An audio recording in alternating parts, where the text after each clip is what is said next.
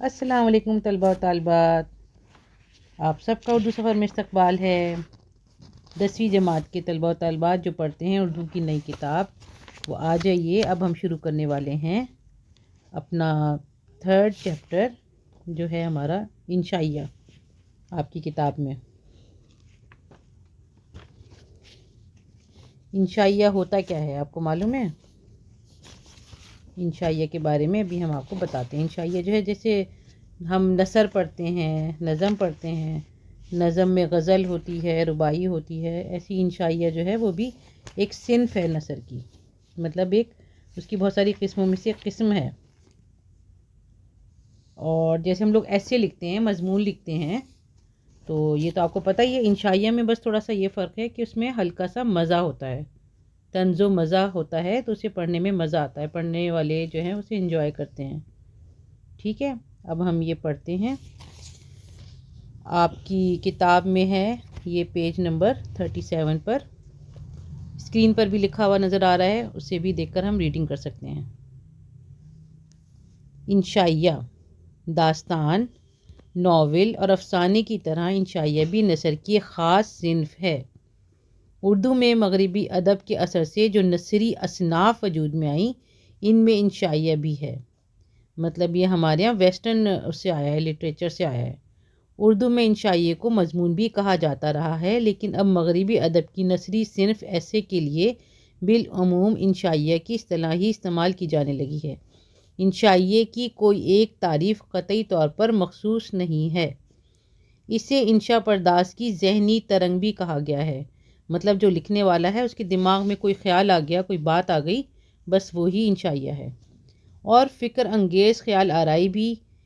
انشائیہ مصنف کا محض ذاتی تاثر بھی ہو سکتا ہے اور اس کی انشا پردازی کے کمال کا اظہار بھی۔ البتہ انشائیہ کے لیے اتنا ضروری ہے کہ اس میں افکار و مسائل کا بیان تخلیقی طور پر ہوتا ہے اور اس میں ادبی چاشنی بھی ہوتی ہے۔ انشائیہ میں شگفتگی اور خیال آفرینی ہوتی ہے، کوئی نیا خیال ہو سکتا ہے۔ انشا پرداز زندگی کی عام یا خاص کسی بھی بات یا کسی بھی کیفیت کو اپنی افتاد طبع، علمیت اور شگفتہ نگاری سے پرلطف اور دل پر اثر کرنے والے انداز سے بیان کر دیتا ہے۔ مطلب کوئی بھی عام بات یا خاص بات کو لے کر وہ کسی اچھے انداز میں لوگوں کے سامنے پیش کر دیتا ہے، اپنی قابلیت کے لحاظ سے، اپنا اچھا لکھنے کا انداز ہوتا ہے یا اپنی جیسی بھی قابلیت صلاحیت ہوتی ہے، اس کو بات کو پرلطف بنا دیتا ہے۔ انشائیہ کے لیے موضوع کی کوئی پابندی نہیں ہے، کسی بھی ٹاپک پر لکھا جا سکتا ہے۔ دراصل انشائیہ ذہنی آسودگی اور شگفتگی کا سامان فراہم کرتا ہے۔ اس کو پڑھنے سے ہمارا مائنڈ ریلیکس ہوتا ہے، ہم انجوائے کرتے ہیں تھوڑا سا، مطلب جیسے ہم اپنی زندگی کی بھاگ دوڑ سے اور فکرات میں گھرے رہتے ہیں، ہم تھک جاتے ہیں، تو انشائیہ پڑھ کر ہمیں تھوڑی ہمارے چہرے پر مسکراہٹ آ جاتی ہے اور دل کو سکون ملتا ہے۔ اس لیے انشائیہ کو تخلیقی نثر یا ادب لطیف کی خاص صورت کہا جا سکتا ہے۔ مزہ انشائیہ کا جوہر ہوتا ہے، یعنی خاص خوبی ہے، اور اس کی دلکشی مصنف کی آزاد خیالی اور بات سے بات پیدا کرنے کی صلاحیت میں پوشیدہ ہے۔ اردو میں انشائیہ کی ابتدا کب ہوئی؟ محمد حسین آزاد اور الطاف حسین حلی کے ہاتھوں ہوئی۔ بعد میں مرزا فرحت اللہ بیگ، خواجہ حسن نظامی، نیاز فتح پوری، پطرس بخاری، رشید احمد صدیقی اور کنہیا لال کپور نے انشائیہ کی روایت کو مضبوط کیا اور اسے مزید ترقی دی۔ چلیں آگے ہم پڑھ رہے ہیں انٹروڈکشن۔ پطرس بخاری، ان کا تعارف ہے لکھا ہوا یہاں پہ، ڈیٹس لکھی ہوئی ہیں 1898 تاریخ پیدائش اور 1958 تاریخ وفات۔ احمد شاہ بخاری نام تھا، لیکن اپنے قلمی نام پطرس سے جانے جاتے ہیں۔ پنجاب میں پیدا ہوئے۔ انگریزی میں ایم اے کرنے کے بعد گورنمنٹ کالج لاہور میں انگریزی کے استاد مقرر ہوئے۔ اس کے بعد آل انڈیا ریڈیو دہلی سے وابستہ ہو گئے اور کئی ذمہ دار عہدوں پر مامور رہے۔ پطرس بخاری کا شمار اردو کے بہترین، بیسٹ مطلب مزہ نگاروں میں ہوتا ہے۔ انہوں نے اگرچہ کم لکھا، لیکن جو کچھ لکھا اچھا لکھا۔ ان کے مزاحیہ مضامین کا مجموعہ مضامین پطرس کل 10 مضامین پر مشتمل ہے۔ مطلب چھوٹی سی کتاب ہے، مگر اس مختصر کتاب میں قہقہوں کی دنیا آباد ہے، یعنی سارے مضامین جو ہیں ان کے، اس میں طنز و مزاح ہے، پڑھنے سے مسکراہٹ آتی ہے۔ انہوں نے انگریزی ادب کے مطالعے سے فائدہ اٹھایا. اب ہم نے جیسے اوپر پڑھا ہے نا کہ انہوں نے انگریزی میں ایم اے بھی کیا، پھر انگریزی کے استاد بھی مقرر ہوئے، تو اس لیے ان کا جو ہے مین سبجیکٹ شاید یہی تھا، تو انہوں نے اس سے فائدہ اٹھایا اور ان کی تحریر پر بھی انگریزی طرز کی گہری چھاپ ہے. ان کی عبارت میں شوخی، شگفتگی، روانی اور بے ساختہ پن نمایاں ہے. سیدھی سادی باتوں سے مزہ پیدا کرنا، لفظوں کے الٹ پھیر سے جملے چست کرنا اور خود کو مذاق کا موضوع بنا کر اپنے اوپر ہنسنا ان کا خاص انداز ہے. کچھ کامیڈین ایسے کرتے ہیں کہ اپنے آپ کو ہی مذاق کا وہ بنا لیتے ہیں مرکز، اور خود مذاق کرتے ہیں، خود ایسی باتیں کرتے ہیں کہ لوگ ان کے اوپر ہنستے ہیں. ایسے ہی جو ہے یہ بھی کرتے ہیں کہ یہ اپنے آپ کو ہی مذاق کا موضوع بنا لیتے ہیں اور لوگوں کو ہنساتے ہیں. ان کا ایک انداز ہے. وہ زندگی کی چھوٹی چھوٹی سچائیوں پر نظر رکھتے ہیں اور اپنے پڑھنے والوں کو خوب ہنساتے ہیں. ان کی ظرافت یعنی ہنسانے کا مزاج، ظرافت کا سرچشمہ ان کی ذہانت، انٹیلیجنس ہے اور خوش طبعی ہے، خوش مزاجی ہے. زیر نظر مضمون جو نظر کے سامنے ہے، سویرے جو کل آنکھ میری کھلی کا شمار پطرس کے نمائندہ مضامین میں ہوتا ہے. اس میں انہوں نے صبح نہ جاگ سکنے کی مشکل کو مزے لے لے کر بیان کیا ہے. یہ بات دیکھنے سے تعلق رکھتی ہے کہ وہ کس طرح سامنے کی باتوں کو مزاح کا رنگ دیتے ہیں اور بات سے بات پیدا کر کے ہماری دلچسپی کا سامان کرتے جاتے ہیں. جیسے نام ہی اس کا ایسا ہے، سویرے جو کل آنکھ میری کھلی. جب امتحان قریب آتے ہیں تو آنکھ کھلنا ایک بہت مشکل کام ہوتا ہے، تو اس میں کھلی نہیں ہے، مگر اس میں انہوں نے عنوان اتنا مزے کا رکھا ہے کہ سویرے جو کل آنکھ میری کھل نہیں پائی، بس کوششیں ہی ہوئی ہیں، لیکن اس کا عنوان بہت اچھا ہے. آپ اسے پڑھیے اور اسے انجوائے کریے. دیکھیں شروع میں لکھا ہوا ہے کہ گیدڑ کی موت آتی ہے تو شہر کی طرف بھاگتا ہے. ہماری جو شامت آئی تو ایک دن اپنے پڑوسی لالا کرپا شنکر جی برہمچاری سے بس سبیلے تذکرہ کہہ بیٹھے. تو بس سبیلے تذکرہ کا مطلب ہے باتوں باتوں میں اس نے اپنے نیبر سے کہا کہ ہمیں جلدی اٹھا دیا کریے گا، آپ سحر خیز ہیں. سحر خیز کا مطلب ہے صبح جلدی اٹھنے کے عادی ہیں. اور آپ بھی ذرا سب اپنی اپنی آنکھیں اچھی طرح سے کھول لیجئے، کیونکہ ہم آپ کو یہ سبق جو ہے پڑھائیں گے، سمجھائیں گے، اور اس کے جو الفاظ مشکل آئیں گے ان کے بھی معنی آپ کو ساتھ ساتھ بتائیں گے. اور آپ کے بھی امتحان قریب آنے والے ہیں، تو آپ بھی اپنی آنکھیں ذرا صحیح سے کھول کے پڑھ لیجئے. چلیے یہاں تک تو پڑھ لیا، آگے دیکھتے ہیں، مزہ آئے گا آپ کو سننے میں. وہ حضرت بھی معلوم ہوتا ہے کہ بھوکے بیٹھے تھے. دوسرے دن اٹھتے ہی انہوں نے ہمارے دروازے پر مکے بازی شروع کر دی. کچھ دیر تو ہم سمجھے کہ خواب ہے، ابھی سے کیا فکر کرنا، جب جاگیں گے لاہور پڑھ لیں گے. لیکن گولہ باری لمحہ بلمحہ تیز ہوتی گئی، اور صاحب جب کمرے کی 24 دیواریں لرزنے لگیں، سراہی پر رکھا ہوا گلاس جل ترنگ کی طرح بجنے لگا اور دیوار پر لٹکا ہوا کیلنڈر پینڈولم کی طرح ہلنے لگا، تو بیداری کا قائل ہونا ہی پڑا. مگر اب دروازہ ہے کہ لگاتار کھٹکھٹایا جا رہا ہے. میں کیا، میرے آباء و اجداد کی روحیں اور میری قسمت خوابیدہ بھی جاگ اٹھی ہوگی. بتیری آوازیں دیتا ہوں، اچھا اچھا، تھینک یو، جاگ گیا ہوں، بہت اچھا، نوازش ہے. جناب ہیں کہ سنتے ہی نہیں. چلیں ابھی میں آپ کو یہ سمجھاتی ہوں.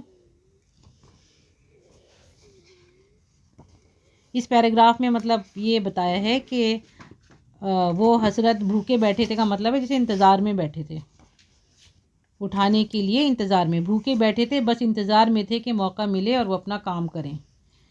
تو صبح ہی انہوں نے دروازے پر مکے مارنے شروع کر دیے اور یہ سوچنے لگے کہ شاید میں کوئی ویسا خواب دیکھ رہا ہوں اور اٹھ کے جو ہے میں لاہور پڑھ لوں گا. اور لیکن وہ بار بار اتنا انہوں نے تیز وہ کیا، اس پہ گھوسے مارے کہ آواز تیز ہوتی چلی گئی اور دیواریں جو ہیں وہ ہلنے لگیں اور سراہی پر رکھا ہوا گلاس جو ہے وہ بجنے لگا. اب میں آپ کو بتاتی ہوں جل ترنگ کا میننگ. جل ترنگ ہوتا ہے ایک باجا پانی سے بھری بہت سی پیالیاں جن پر ہلکی سی اگر ضرب لگتی ہے یا حرکت ہوتی ہے، چوٹ لگتی ہے، تو اس میں ایک راگ سا پیدا ہو جاتا ہے. تو اس لیے انہوں نے یہ جل ترنگ لفظ جو ہے یہ بہت خوبصورتی سے یہاں پر استعمال کیا ہے. دیوار پر لٹکا ہوا کیلنڈر پینڈولم کی طرح ہلنے لگا. پینڈولم ہوتا ہے گھڑی کا لٹکن. بیداری کا قائل ہونا پڑا، یعنی پھر مجھے ماننا ہی پڑا کہ مجھے اٹھنا پڑے گا. آباء و اجداد کا مطلب ہے ہمارے باپ دادا، اور قسمت خوابیدہ، قسمت خوابیدہ کا مطلب ہے سوئی ہوئی قسمت یعنی بد نصیبی. انہوں نے اتنے دروازے کھٹکھٹائے، اتنا شور مچایا کہ میری سوئی ہوئی قسمت بھی جاگ اٹھتی. اور آ جناب کا مطلب ہے رسپیکٹ سے جیسے کہہ رہے ہیں کہ آ جناب ہیں کہ سنتے ہی نہیں. ہم نے بہت کہا کہ اچھا اچھا تھینک یو مگر وہ ہیں کہ سنتے ہی نہیں. چلیں آگے پڑھ لیتے ہیں، اگلے پیج پر آ جاتے ہیں. خدایا کس آفت کا سامنا ہے، یہ سوئے ہوئے کو جگا رہے ہیں یا مردے کو جلا رہے ہیں. اور حضرت عیسیٰ بھی تو واجبی طور پر ہلکی سی آواز میں قم کہہ دیا کرتے ہوں گے. زندہ ہو گیا تو ہو گیا، نہیں تو چھوڑ دیا. مردے کے پیچھے لٹ لے کر تھوڑا ہی پڑ جاتے تھے، توپیں تھوڑی داغتے تھے. یہ تو ہم سے کیسے ہو سکتا تھا کہ اٹھ کر دروازے کی چٹخنی کھول دیتے. پیشتر اس کے بستر سے باہر نکلیں. دل کو جس قدر سمجھانا بجھانا پڑتا ہے اس کا اندازہ بس اہل ذوق خود ہی لگا سکتے ہیں. آخر کار جب لیمپ جلایا اور ان کو باہر سے روشنی نظر آئی تو طوفان تھما. اب جو ہم کھڑکی میں سے آسمان کو دیکھتے ہیں تو جناب ستارے ہیں کہ جگمگا رہے ہیں. سوچا کہ آج پتہ لگائیں گے کہ سورج آخر کس طرح سے نکلتا ہے. لیکن جب گھوم گھام کر کھڑکی اور روشن دان میں سے چاروں طرف دیکھا اور بزرگوں سے صبح کاذب کی جتنی نشانیاں سنی تھیں ان میں سے ایک بھی نظر نہ آئی تو فکر سا ہو گیا کہ آج سورج گرہن نہ ہو. سمجھ میں نہ آیا تو پڑوسی کو آواز دی، لالا جی لالا جی. جواب آیا ہوں. چلیں اس کے مشکل الفاظ جو ہیں اس کا بتا دیتی ہوں میں آپ کو. اس میں جیسے یہ آیا ہے کہ آفت کا مطلب ہے مشکل، خدایا کس آفت کا سامنا ہے، اور مردے کو جلا رہے ہیں. مردے کو جلانے کا مطلب ہے مردے کو زندہ کرنا. اور حضرت عیسیٰ بھی تو واجبی طور پر یعنی ہلکے سے کہہ دیا کرتے ہوں گے، ہلکے سے کہہ دیا کرتے ہوں گے. قم عربی لفظ ہے جس کا مطلب ہے اٹھ. حضرت عیسیٰ مردوں کو قم باذن اللہ یعنی اٹھ اللہ کے حکم سے کہہ کر زندہ کر دیا کرتے تھے. تو اس میں انہوں نے یہ مزہ پیدا کیا ہے کہ وہ بھی آرام سے کہتے ہوں گے، پیچھے تھوڑی پڑتے ہوں گے مردوں کے. اٹھ گیا تو اٹھ گیا، نہیں تو چھوڑ دیتے ہوں گے. اور توپیں تھوڑی داغتے ہوں گے، جیسے کوئی ٹینک ہوتا ہے اس میں سے توپیں داغی جاتی ہیں جنگوں میں. اور اس کے بعد انہوں نے لکھا کہ اس سے پہلے کہ میں بستر سے باہر نکلتا اور میں نے اپنے آپ کو بہت سمجھایا. اور اہل ذوق کا مطلب ہے ادب کا ذوق رکھنے والے، ادب کو سمجھنے اور پسند کرنے والے. اس کے بعد انہوں نے سوچا کہ چلو لیمپ جلا دیتے ہیں. تو جب لیمپ جلا تو پھر باہر طوفان تھما، یعنی انہوں نے جو ہے وہ مکے جو مار رہے تھے، دروازہ کھٹکھٹا رہے تھے، وہ بند کر دیا. تو انہوں نے سوچا چلو آج یہ دیکھ لیتے ہیں کہ سورج کس طرح نکلتا ہے. لیکن جب باہر جا کے دیکھا تو باہر جو ہے اندھیرا ہو رہا تھا. صبح کاذب کی کوئی بھی نشانی نظر نہیں آ رہی تھی. صبح کاذب کا مطلب ہے صبح کے اجالے سے پہلے کی ہلکی روشنی، جو کبھی بزرگوں سے سنی تھی، مطلب دیکھی کبھی نہیں تھی. تو آج انہوں نے سوچا کہ ہم وہ دیکھیں گے، لیکن انہیں باہر کوئی بھی اس کی نشانی نظر نہ آئی اور انہیں یہ لگنے لگا کہ شاید سورج گرہن ہو گیا ہوگا. آگے پڑھتے ہیں. میں نے کہا آج کیا بات ہے کہ اندھیرا اندھیرا سا ہے. کہنے لگے تو اور کیا، 3 ہی بجے سے سورج نکل آئے. 3 بجے کا نام سن کر ہوش اڑ گئے. چونک کر پوچھا کیا کہا تم نے، 3 بجے ہیں؟ کہنے لگے 3 تو نہیں، کچھ 7 ساڑھے منٹ اوپر 3 ہیں. میں نے کہا ارے او کمبخت خدائی فوجدار، بدتمیز کہیں کے، میں نے تجھ سے یہ کہا تھا کہ صبح جگا دینا، یا یہ کہا تھا کہ سرے سے سونے ہی نہ دینا. خدائی فوجدار کا مطلب ہے ایسا شخص جو دوسروں کے کام میں خواہ اور بے وجہ دخل دے.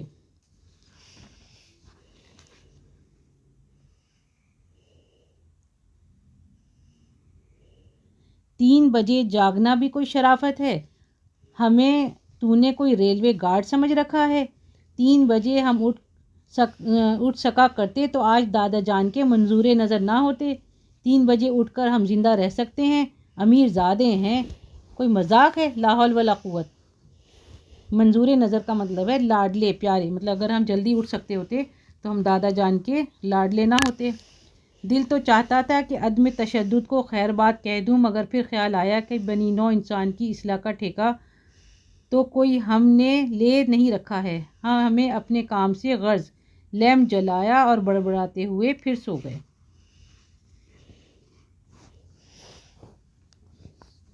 عدم تشدد کا مطلب بتاتی ہوں میں آپ کو.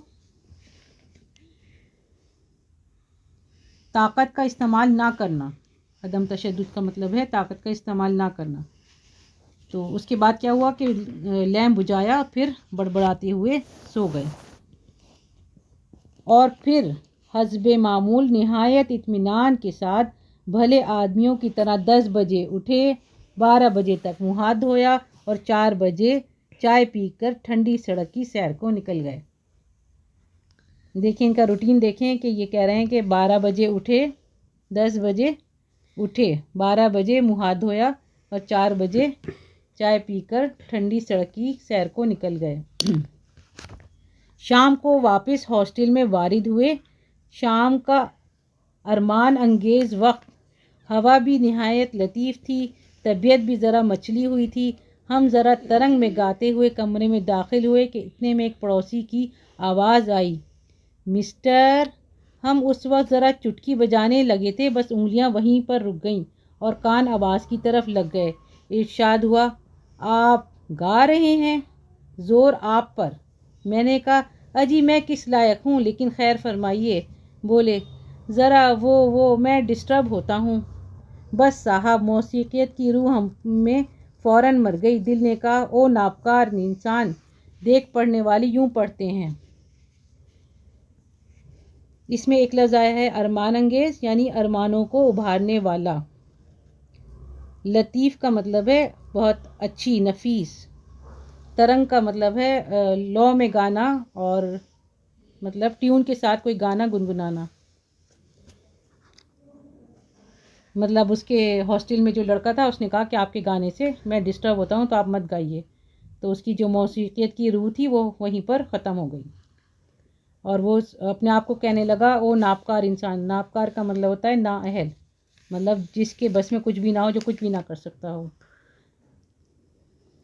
صاحب، خدا کے حضور میں گڑ گڑا کر دعا مانگی کہ خدایا، ہم بھی اب باقاعدہ مطالعہ شروع کرنے والے ہیں، ہماری مدد کر اور ہمیں ہمت دے. آنسو پونچھ اور دل کو مضبوط کر کے میز کے سامنے آ بیٹھے. دانت پیس لیے، نیک ٹائی کھول دی، آستینیں چڑھا لی، لیکن کچھ سمجھ میں نہ آیا کہ کیا کریں. سامنے سرخ، سبز، زرد سبھی قسم کی کتابوں کا انبار پڑا تھا. اب ان میں سے کون سی پڑھیں؟ فیصلہ یہ ہوا کہ پہلے کتابوں کو ترتیب سے میز پر لگا دیں کہ باقاعدہ مطالعے کی پہلی منزل یہی ہے. یہی ہم لوگ بھی کرتے ہیں. جب ہم پڑھنے بیٹھتے ہیں تو پہلے کتابوں کو سجانے لگتے ہیں، انہیں صحیح سے رکھنے لگتے ہیں، اور سوچتے ہیں کہ شاید ہم بہت اچھے انٹیلیجنٹ بچے ہیں کیونکہ آج ہم نے اپنی کتابوں کو صحیح سے رکھا ہے. تو یہی پھر انہوں نے کیا کہ کتابوں کا جو ڈھیر تھا اس کو انہوں نے صحیح سے لگانا شروع کیا. بڑی تختی کی کتابوں کو علیحدہ رکھ دیا، چھوٹی تختی کی کتابوں کو سائز کے مطابق الگ کھڑا کر دیا. ایک نوٹ پیپر پر کتاب کے صفحوں کی تعداد لکھ کر سب کو جمع کیا. پھر 15 اپریل تک کے دن گنے، صفحوں کی تعداد کو دونوں کے تعداد پر منقسم کیا. 550 جواب آیا، لیکن اضطراب کی کیا مجال جو چہرے پر ظاہر ہونے پائے. مطلب ساری کتابیں، بڑی کتابیں، تختی کا مطلب ہے سائز، بڑے سائز کی کتابیں الگ رکھیں، چھوٹی کتابیں الگ رکھیں، سارے صفحات گنے اور یہ دیکھا کہ کب تک میرے ایگزام آنے والے ہیں، اور سب کو وہ کر کے ڈیوائڈ کر کر کے یہ دیکھا کہ کتنے مجھے پیجز پڑھنے ہیں. لیکن اس کے بعد جو ہے تب بھی اضطراب کی کیا مجال جو چہرے پر ظاہر ہونے پائے. مطلب نہ کوئی فکر، نہ کوئی بے چینی، نہ کوئی پریشانی، نہ کوئی ٹینشن. لیکن اضطراب کی کیا مجال جو چہرے پر ظاہر ہونے پائے. دل میں کچھ تھوڑا سا پچھتائے کہ صبح 3 ہی بجے کیوں نہ اٹھ بیٹھے، لیکن کم خوابی کے طبی پہلو پر غور کیا تو فوراً اپنے آپ پر ملامت کی. مطلب یہ کہا کہ کم سونا بھی جو ہے نا وہ اچھی بات نہیں ہے. یہ سوچا کہ ایک میڈیکل وہ یہ بھی ہے، رول یہ بھی ہے کہ کم سونے سے جو ہے صحت خراب ہوتی ہے. اس لیے پھر ہم نے سوچا چلو ٹھیک ہی ہے، پھر ہم زیادہ مطلب ایسے نہیں کر رہے، جاگ نہیں رہے. آخر کار اس نتیجے پر پہنچے کہ 3 بجے تو لغویات ہے، یعنی فضول ہے، البتہ 5، 6، 7 بجے کے قریب اٹھنا نہایت معقول ہوگا. مطلب اب ارادہ یہ ہو گیا کہ جو ہے 3 بجے نہیں اٹھیں گے، بلکہ 5 بجے، 6 بجے یا 7 بجے اٹھ جائیں گے. صحت بھی قائم رہے گی اور امتحان کی تیاری بھی باقاعدہ ہوگی. ہم خرماؤ ہم ثواب. مطلب اپنے آپ کو سمجھا لیا انہوں نے کہ بس ابھی ہمیں سونا چاہیے. ہم خرما و ہم ثواب، یہ فارسی کی ایک کہاوت ہے. اس کا مطلب ہے کسی چیز سے بیک وقت دو فائدے حاصل کرنا. یہ تو ہم جانتے ہیں کہ سویرے اٹھنا ہو تو جلد ہی سونا چاہیے. کھانا باہر کھا آئے تھے، بسترے میں داخل ہو گئے کہ جلدی سونا چاہیے پہلے، پھر ہم صبح جلدی پڑھیں گے، یہ سوچ کر بستر میں گھس گئے سونے کے لیے. چلتے چلتے خیال آیا کہ لالا جی سے جگانے کے لیے کہہ ہی نہ دیں. یوں تو ہماری قوت ارادی کافی زبردست ہے، جب چاہیں اٹھ سکتے ہیں، لیکن پھر بھی کیا حرج ہے. ڈرتے ڈرتے آواز دی. مطلب یہ کہا کہ ویسے تو ہمارا ارادہ بہت پکا ہوتا ہے، ہم خود بھی اٹھ سکتے ہیں، لیکن چلو کیا حرج ہے، ان کو کہہ ہی دیتے ہیں. ڈرتے ڈرتے آواز دی. لالا جی. انہوں نے پتھر کھینچ مارا. یس. ہم اور بھی سہم گئے کہ لالا جی کچھ ناراض معلوم ہوتے ہیں. تتلا کی درخواست کی کہ لالا جی صبح آپ کو بڑی تکلیف ہوئی، میں آپ کا بہت ممنون ہوں. کل ذرا مجھے 6 بجے، یعنی جس وقت 6 بجیں، مطلب وہ کہنا چاہ رہے ہیں کہ جب 6 بجے جب ہی اٹھائیے گا، اس سے پہلے نہیں، جس وقت 6 بجیں. جواب ندارد کا مطلب ہے نہ ملا. خاموشی چھائی رہی. میں نے پھر کہا، جب 6 بج چکے، سنا آپ نے؟ چپ. وہاں سے کوئی آواز نہیں آئی. لالا جی. کڑکتی ہوئی آواز نے جواب دیا. سن لیا، 6 بجے جگا دوں گا. ہم نے کہا بہت اچھا، یہ بات ہے. توبہ، خدا کسی کو محتاج نہ کرے. لالا جی بہت شریف ہیں. اپنے وعدے کے مطابق دوسرے دن صبح 6 بجے انہوں نے دروازے پر گھوسوں کی بارش شروع کر دی. ان کا جگانا تو محض ایک سہارا تھا. ہم خود ہی انتظار میں تھے کہ یہ خواب ختم ہو لے تو ابھی جاگتے ہیں.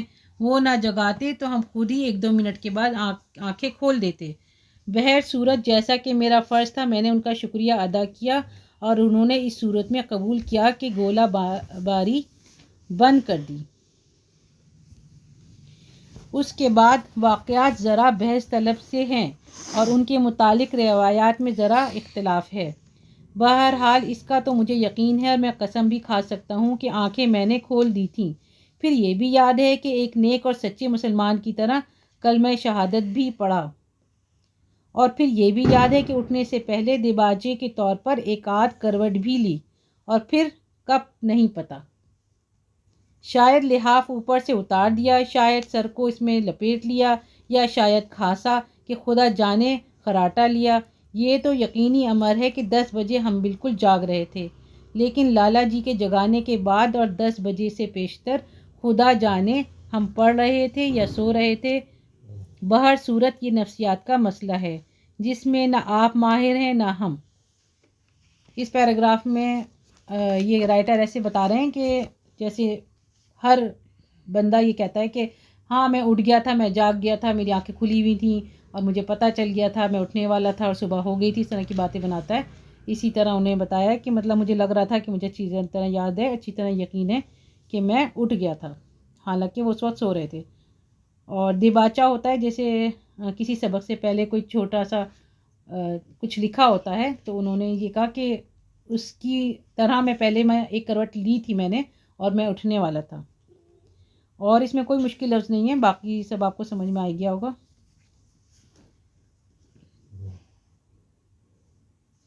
اور مذاق میں انہوں نے کہہ دیا کہ یہ ایک سائیکلوجی کا مسئلہ ہے جس میں نہ آپ ماہر ہیں نہ میں ماہر ہوں، تو پتہ نہیں مطلب کیا پرابلم ہی ہوگی. لالا جی نے جگایا ہی 10 بجے ہوگا، اس دن 6 بجے، 6 دیر سے بجے ہوں گے.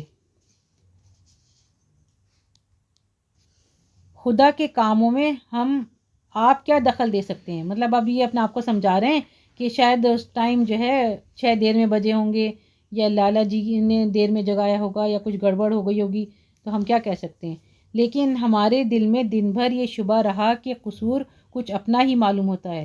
تھوڑا سا شک نظر آیا کہ شاید ہماری غلطی ہے. جناب شرافت ملاحظہ ہو، محض اس شبے کی بنا پر صبح سے شام تک ضمیر کی ملامت سنتا رہا اور اپنے آپ کو ستاتا رہا. مطلب پورا دن ہم اسی بات کو سوچتے رہے. مگر لالا جی سے ہنس ہنس کر باتیں کیں، ان کا شکریہ ادا کیا اور اس خیال سے کہ ان کی دل شکنی نہ ہو حد درجے کی طمانینت ظاہر کی کہ آپ کی نوازش سے میں نے صبح کا سہانا اور روح افزا وقت بہت اچھی طرح صرف کیا، ورنہ آج بھی اور دنوں کی طرح 10 بجے اٹھتا۔ مطلب انہوں نے کیا کیا، دیر میں اٹھے تھے، اس کے باوجود لالا جی کو شکریہ کہا اور اس کی باتیں کیں اور ایسا ظاہر کیا کہ بھئی آج تو بہت ہی مزہ آ گیا، آج ہم نے صبح جلدی اٹھ کے صبح کا اچھا منظر بھی دیکھ لیا اور ناشتہ بھی وقت پر کر لیا اور بہت زیادہ ہماری طبیعت خوش ہو گئی۔ لالا جی صبح کے وقت دماغ کیا صاف ہوتا ہے، جو پڑھو خدا کی قسم فوراً یاد ہو جاتا ہے۔ بھئی خدا نے صبح بھی کیا عجب چیز پیدا کی ہے، یعنی اگر صبح کے بجائے شام ہو جایا کرتی تو دن کیا بری طرح کٹا کرتا۔ مطلب اس طرح کی باتیں بھی بنائی انہوں نے کہ ہاں بہت اچھا ہو گیا، آج تو صبح جلدی اٹھ گئے اور جو صبح اٹھ کے پڑھتا ہے نا اس کو تو فوراً یاد ہو جاتا ہے۔ لالا جی نے ہماری اس جادو بیانی کی داد دی کہ آپ پوچھنے لگے تو میں آپ کو 6 بجے جگا دیا کروں نا۔ مطلب ان کو لگا کہ یہ اتنی اچھی باتیں بتا رہا ہے اور تعریفیں کر رہا ہے تو وہ کہنے لگے اچھا ٹھیک ہے تو پھر میں آپ کو 6 بجے جگا دیا کروں گا۔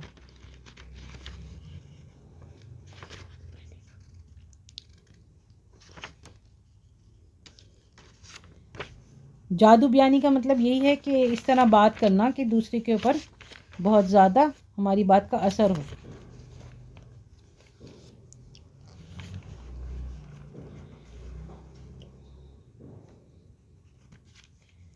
چلیں آگے پڑھتے ہیں۔ میں نے کہا ہاں ہاں یہ بھی کوئی پوچھنے کی بات ہے، بے شک۔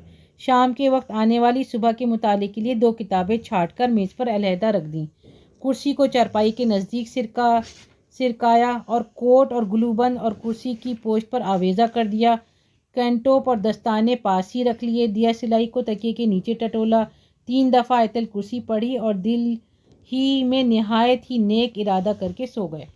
مطلب یہ ساری تیاریاں کر لیں کہ کتاب الگ رکھ لی کہ یہ پڑھیں گے اور ایسے کریں گے اور کل سے ہم بہت اچھے بچے بنیں گے، نیک بنیں گے اور اچھی طریقے سے اپنے اصول پر چلنے کی کوشش کریں گے، اور ان سے کہہ دیا کہ ہاں ہاں ضرور آپ ہمیں 6 بجے اٹھا دیجیے گا۔ صبح لالا جی کی پہلی دستک کے ساتھ ہی آنکھ کھل گئی، نہایت خندہ پیشانی کے ساتھ لحاف کی ایک کھڑکی میں سے ان کو گڈ مارننگ کہا اور نہایت بیدارانہ لہجے میں کھانسا۔ لالا جی مطمئن ہو کر واپس چلے گئے۔ مطلب جب وہ اٹھانے آئے تو انہوں نے جو ہے ایسے دکھایا جیسے وہ بڑے فرما بردار ہیں، انہیں گڈ مارننگ بھی کہا اور کھانس کے دکھا بھی دیا کہ ہم جاگ گئے ہیں، اور لالا جی جو ہیں وہ اطمینان کر کے چلے گئے۔ ہم نے اپنی ہمت اور اولو العزمی کو بہت سراہا کہ آج ہم فوراً ہی جاگ اٹھے۔ دل سے کہا کہ دل بھیا آج صبح اٹھنا تو محض ذرا سی بات ہے، ہم یوں ہی اس سے ڈرا کرتے تھے۔ دل نے کہا اور نہیں تو کیا، تمہارے یوں ہی اوسان خطا ہو جایا کرتے ہیں۔ ہم نے کہا سچ کہتے ہو یار، یعنی اگر ہم سستی اور کسالت کو خود اپنے قریب نہ آنے دیں تو ان کی کیا مجال ہے کہ ہماری باقاعدگی میں خلل انداز ہوں۔ اس وقت لاہور میں ہزاروں ایسے کاہل لوگ ہوں گے جو دنیا اور ما فیہا سے بے خبر نیند کے مزے اڑاتے ہوں گے، اور ایک ہم ہیں کہ ادائے فرض کی خاطر نہایت شگفتہ طبعی اور غنچہ دہنی سے جاگ رہے ہیں۔ بھئی کیا برخوردار اور سعادت آثار واقع ہوئے ہیں۔ مطلب وہ اپنے آپ کو شاباشی دے رہے ہیں اور کہہ رہے ہیں کہ دیکھو ہم نے جو ہے اپنی ہمت سے کام لیا اور ہماری اولو العزمی یعنی پکا ارادہ جو ہے کام آ گیا اور ہم جلدی اٹھ گئے۔ اور یہ بھی کہہ رہے ہیں کہ ویسے تو ہم بہت زیادہ وہ ہیں مطلب تیز ہیں اور ہم خود ہی اٹھ جاتے ہیں، ان کی کیا مجال کہ وہ ہمارے روٹین میں ہمارے اس میں وہ کریں، انٹرفیئر کریں، خلل ڈالیں۔ کسالت کا مطلب ہوتا ہے کاہلی اور سستی، اوسان خطا ہونا کا مطلب ہے ہوش جاتا رہنا یا پریشان ہونا۔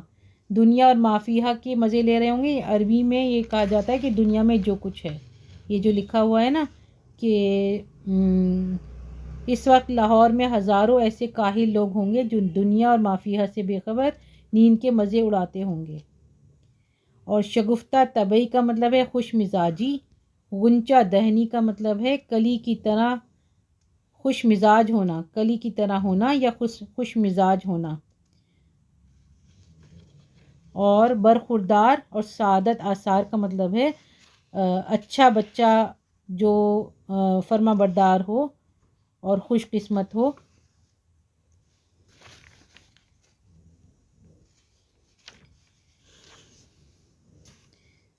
انہوں نے مطلب اپنے آپ کی تعریف خود ہی کرنی شروع کر دی. برخوردار پیاری اولاد یعنی بہت نیک لڑکا یا لڑکی. عام طور پر اچھے لڑکوں کو پیار سے برخوردار کہتے ہیں، اقبال مند اور خوش بخت بھی کہتے ہیں. ناک کو سردی سی محسوس ہونے لگی تو اسے ذرا یوں ہی سا لحاف کی اوٹ میں کر لیا اور پھر سوچنے لگے خوب تو ہم آج کیا وقت پر جاگے ہیں، بس ذرا اس کی عادت ہو جائے تو باقاعدہ قرآن مجید کی تلاوت اور فجر کی نماز بھی شروع کر دیں گے. مطلب اب یہ کہہ رہے ہیں چلو اب میں ٹائم پہ تو اٹھ گیا، اب میں اور اچھا بچہ بن کے وہ کیا کروں گا، تلاوت بھی کروں گا، فجر کی نماز بھی پڑھوں گا. آخر مذہب سب سے مقدم ہے، یعنی سب سے افضل ہے. ہم بھی کیا روز بروز الحاد کی طرف مائل ہوتے جاتے ہیں. نہ خدا کا ڈر، نہ رسول صلی اللہ علیہ وسلم کا خوف. سمجھتے ہیں کہ بس اپنی محنت سے امتحان پاس کر لیں گے. اکبر بیچارہ یہی کہتے کہتے مر گیا، مگر ہمارے کان پر جوں تک نہ رینگی. لحاف کانوں پر سرک آیا تو گویا آج ہم اور لوگوں سے پہلے جاگیں گے، بہت پہلے. کیا بات ہے خداوند، ان کالج بھی کس قدر سست ہیں. ہر ایک مستعد انسان کو 6 بجے تک قطعی جاگ اٹھنا چاہیے. خداوندان کالج بھی کس قدر سست ہیں. ہر ایک مستعد انسان کو 6 بجے تک قطعی جاگ اٹھنا چاہیے. سمجھ میں نہیں آتا کہ کالج 7 بجے کیوں نہ شروع ہوا کرے. مطلب اب وہ جلدی اٹھ گئے ہیں تو ان کو سردی سی محسوس ہونے لگی اور انہوں نے کیا کیا، اپنے آپ کو لحاف کے اندر کر لیا اور یہ سوچنے لگے کہ جلدی اٹھنا تو بہت اچھی بات ہے اور سب کو جلدی اٹھنا چاہیے اور سستی کو دور کرنا چاہیے. خداوندان کالج بھی کس قدر سست ہیں، مطلب یہ کہ جو کالج میں سب لوگ آتے ہیں پڑھنے کے لیے وہ کتنے سست ہیں، ان کو جلدی اٹھنا چاہیے.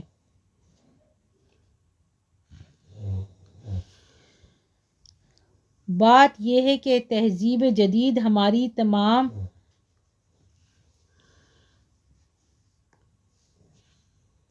اعلیٰ قوتوں کی بیخ کنی کر رہی ہے. عیش پسندی روز بروز بڑھتی جاتی ہے. اب انہوں نے یہ سوچا کہ ہمارا جو مذہب ہے وہی ہمیں اتنی اچھی باتیں سکھاتا ہے، صبح جلدی اٹھنا، نماز پڑھنا، قرآن کی تلاوت کرنا، یہ سب جو ہے بہت اچھی عادتیں ہیں.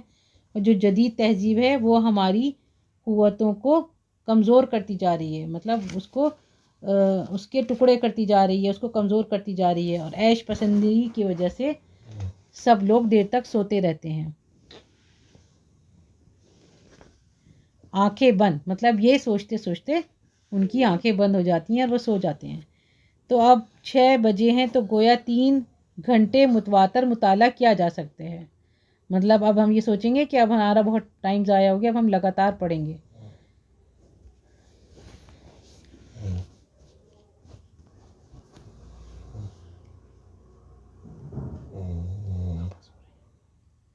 تو اب 6 بجے ہیں تو گویا 3 گھنٹے متواتر یعنی لگاتار مطالعہ کیا جا سکتا ہے.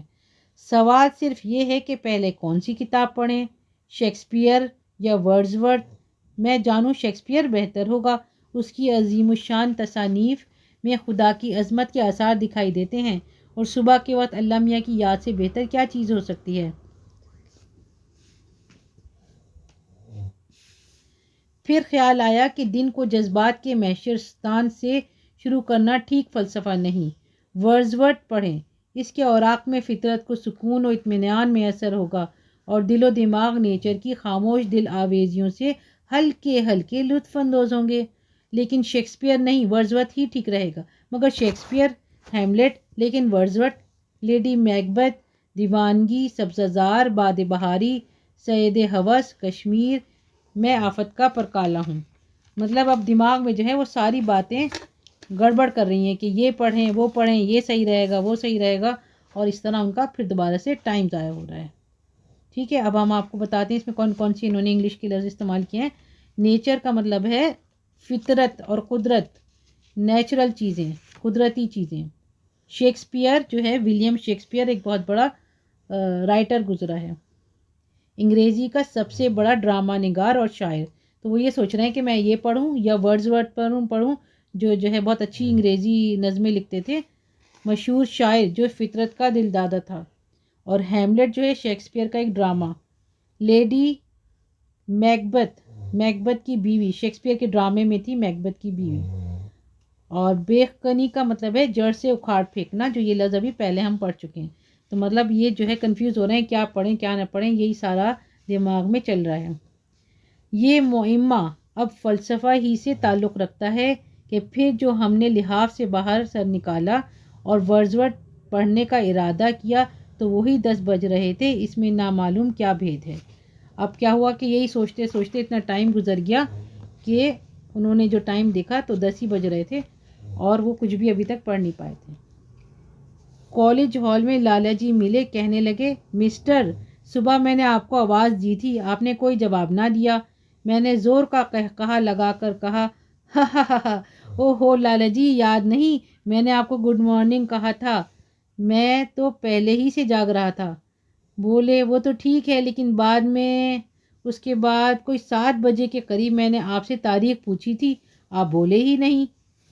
ہم نے نہایت تعجب کی نظروں سے ان کو دیکھا، گویا وہ پاگل ہو گئے ہیں، اور پھر متین چہرہ بنا کر ماتھے پر تیوری چڑھائی اور غور و فکر میں مصروف ہو گئے.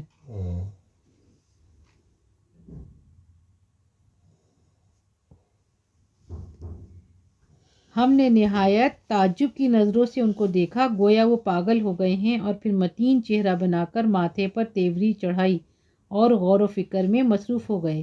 1 منٹ تک ہم اس تعمق میں رہے، پھر یک ایک محجوبانہ انداز سے مسکرا کر کہا ہاں ٹھیک ہے، میں اس وقت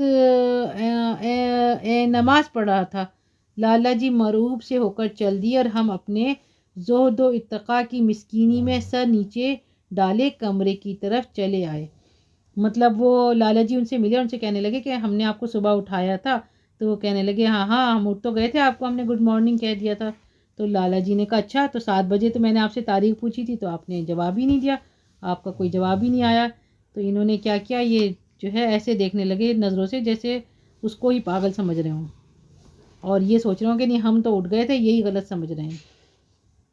اور متین چہرہ بنا کر یعنی معصوم چہرہ بنا کر ایسے دیکھنے لگے. اور محجوبانہ انداز کا مطلب ہے شرماتے ہوئے کہا انہوں نے کہ میں جو ہے نماز پڑھ رہا تھا اس لیے میں نے جواب نہیں دیا تھا. زہد کا مطلب ہے گناہوں سے دور رہنا. اتقاء کا مطلب ہے ڈرنا، خاص کر خدا سے ڈرنا. جیسے متقی لفظ ہوتا ہے تو یہ اتقاء اسی سے بنا ہے.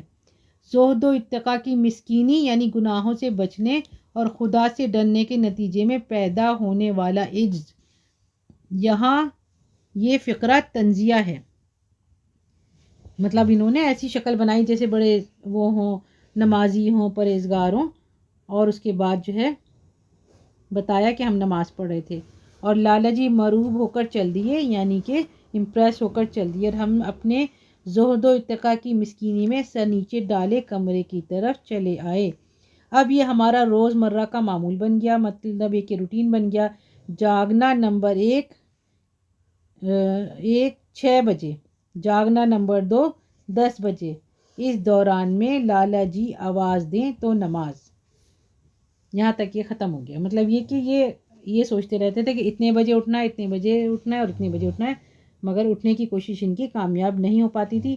اور لالا جی جب آواز دیتے تھے تو یہ سوچ لیتے تھے کہ ہم نماز پڑھ رہے ہیں اسی لیے ہم جواب نہیں دے پا رہے، حالانکہ وہ سو رہے ہوتے تھے. اب یہ تحریر یہاں پہ ختم ہو گئی ہے. امید ہے آپ سب کو سننے میں مزہ آیا ہوگا. اس کا ہم باقی کا کام آپ کو آگے کرائیں گے. آپ اردو سفر کے نئے ویڈیوز دیکھنا نہ بھولیے گا. اردو سفر کو زیادہ سے زیادہ لائک، شیئر اینڈ سبسکرائب کریے.